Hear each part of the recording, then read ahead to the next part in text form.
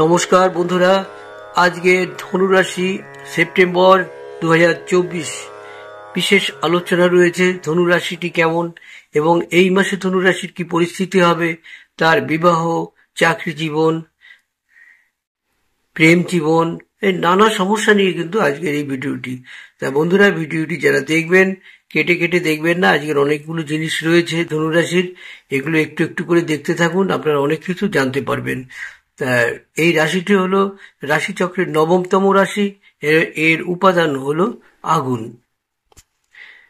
এর গ্রহ হচ্ছে বৃহস্পতি গ্রহ দ্বারা বেষ্টিত বা প্রভাবিত বলা যেতে পারে।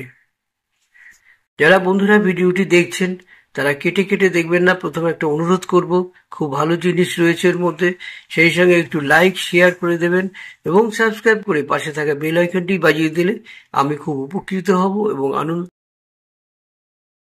ইচ্ছাটা অনেকটা বেড়ে যাবে যাতে আপনাদের সামনে ভালো ভালো ভিডিও তুলে ধরতে পারি।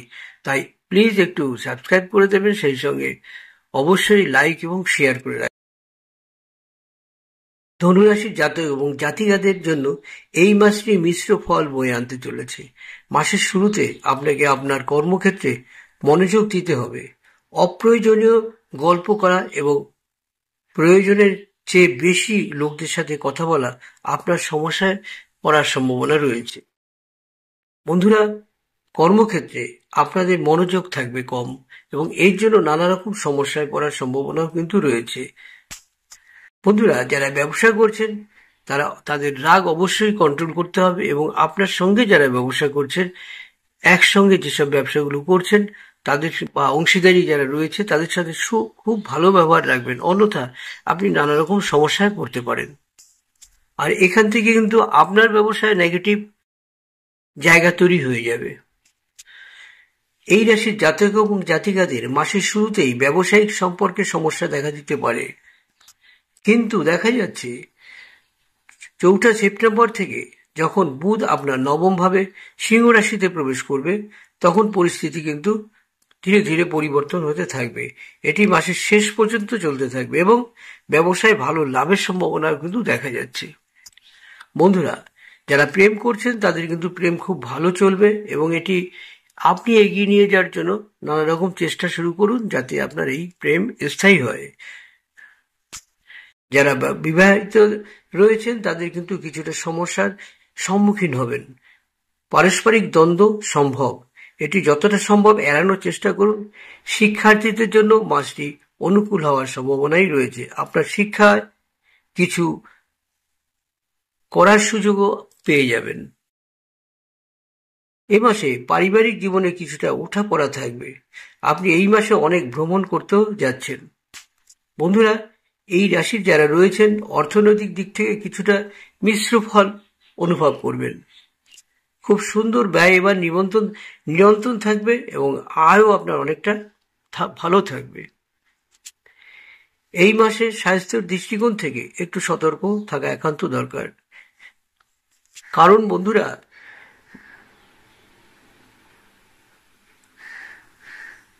রাশির অধিপতি বৃহস্পতি সারা মাস ধরে আপনার ষষ্ঠভাবে থাকছেন, যা আপনার বিভিন্ন রোগের প্রকোপ বাড়িয়ে দিতে পারে। এই পরিস্থিতিতে আপনার বর্জ্য পণ্য এড়িয়ে চলা খুব জরুরি, যা কোলেস্টেরল বৃদ্ধি, স্থূলতা বা পেট সম্পর্কিত সমস্যার মতো সমস্যা তৈরি করতে পারে। বন্ধুরা, এক্ষেত্রে কিন্তু আপনাকে একটি সাবধানতা অবলম্বন করতে হবে। ছোটখাটো একটু যোগব্যায়াম করবেন, ডাক্তারের সাথে কথা বলুন, কি করলে আপনার সমস্যা মিটে যেতে পারে। আর আমার কিছু উপায় থাকছে বন্ধুরা, এই উপায়গুলো অবশ্যই করবেন।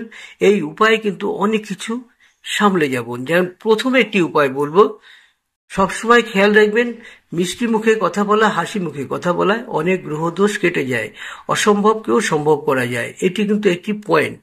আর সেই সঙ্গে আমি বলবো ফ্যামিলিগত সমস্যা আসলে মাথা ঠান্ডা করে সেটাকে মিটিয়ে নেবেন, এটা কিন্তু আপনার খুব প্রয়োজন। আসুন আরো বিশেষ বিশেষ কিছু টোটকা আপনাদের বলবো। যেমন একটি যদি সাদা পোখরাজ পড়তে পারেন, দরকার নাই, যদি না পারেন, এটা অনেক দাম, যদি না পারেন বন্ধুরা তাহলে সাদা জামা এবং ক্রিম কালারের জামা এগুলো অবশ্যই আপনি পরবেন। এগুলো পরলে কিন্তু এবং ধুয়ে ভালো করে ইস্ত্রি করে শুভ কাজে বেরোন, দেখবেন আপনি সব কাজ সুন্দরভাবে করে নিয়ে আসতে পারবেন। আমি কিছু বাড়তি উপায় আপনাদের বলে দেব। সব বাধা দূর করার জন্য একটি উপায় মাত্র করুন, সেটা হচ্ছে লাল চন্দন দিয়ে প্রতিদিন স্নান করুন।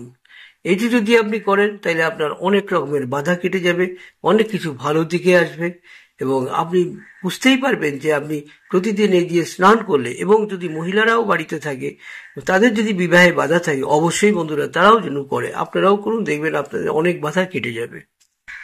আপনার রাশির অধিপতি গ্রহ হলো বৃহস্পতি। এই গ্রহ বৃহস্পতির মন্ত্র পাঠ করুন প্রতিদিন সকালবেলা স্নান করার পরে, অবশ্যই দেখবেন আপনি অনেকটা ভালো থাকবেন। ভিডিওটি যারা দেখছেন প্লিজ একটু সাবস্ক্রাইব করে পাশে থাকা বেল আইকনটি বাজিয়ে দেবেন, সেই সঙ্গে লাইক শেয়ার করবেন। আর বন্ধুরা একটা কথা বলি, যাদের ডেট অফ বার্থ জানা নেই তারা মাস জানান, কিংবা আপনি হাত পাঠান, আপনাদের এগুলো এই নিয়ে আমি ভিডিও করে আপনাদের সামনে তুলে ধরবো। আর যাদের ডেট অফ বার্থ আছে, প্লেস অফ বার্থ আছে, টাইম অফ বার্থ আছে, অবশ্যই পাঠান, আপনাদের রাশি অনুসারে আপনাদের একটি ভিডিও করে দিয়ে দেবো। নাম পাঠাবেন অবশ্যই, যদি আপত্তি থাকে নাম বলবেন না, কিন্তু date of birth, time of birth, place of birth এগুলো দিয়ে দিন। আপনাদের প্রতি মাসে এবার ঠিক করেছি কারুর না কারুর একটি রাশি নিয়ে একটা ভালো ভিডিও করব। হাত থাকলে হাতেরও করতে পারবো, এবং আপনি যদি রাশি থাকে, জন্মবার থাকে, অবশ্যই কিন্তু পাঠাবেন। আর কমেন্টস করবেন বন্ধুরা, আপনাদের আরো কি দরকার, কিভাবে বললে আপনাদের ভালো হয়। তা বন্ধুরা, ভিডিওটি বড় হয়ে যাচ্ছে। বন্ধুরা, ধনুরাশির আরো কিছু প্রতিকার আপনাদের বলে দেবো। আমি প্রত্যেকবারই বলি, বছরের বলি, সপ্তাহে বলি এবং মাস হলেও বলে দিই। আপনাদের শুভ রত্ন তো পোখরাজ বলে দিয়েছি। শুভ মূল হলো অনন্তমূল, খিরিকা মূল, অশ্বগন্ধা ও বামনহাটি হতে পারে।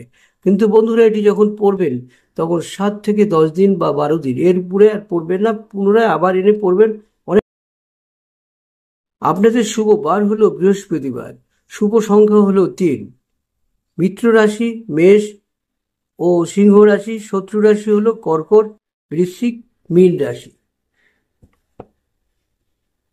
বন্ধুরা, আপনাদের লটারি কাটার শুভ দিনগুলো ইংরেজি মাসের 8 তারিখ, 12 তারিখ, 17 তারিখ, 26 তারিখ এবং 30 তারিখ। এই কয়েকটা দিনের মধ্যে লটারি টিকিট কাটবেন। যে কোনো সময় কাটবেন না বন্ধুরা, একটি শুভ সময় দেখে, এবং সেটা সকালের দিক হলেই ভালো হয়, বিকেলের দিক নয়। যখন তখন টিকিট কাটতে নেই, সবসময় একটা শুভ সময়ের মধ্যে কাটবেন, তবে কিন্তু আপনি ভালো ফল পাবেন। বৃহস্পতিবার যদি কাটেন, সকালের দিকে কাটুন, খুব ভালো ফল পাবেন। আর বন্ধুরা, একটু সাবস্ক্রাইব করে পাশে থাকা বেল আইকনটি বাজিয়ে দেবেন, সেই সঙ্গে লাইক শেয়ার করে রাখবেন, পরবর্তী সব ভিডিওগুলো আমাদের পেয়ে যাবেন।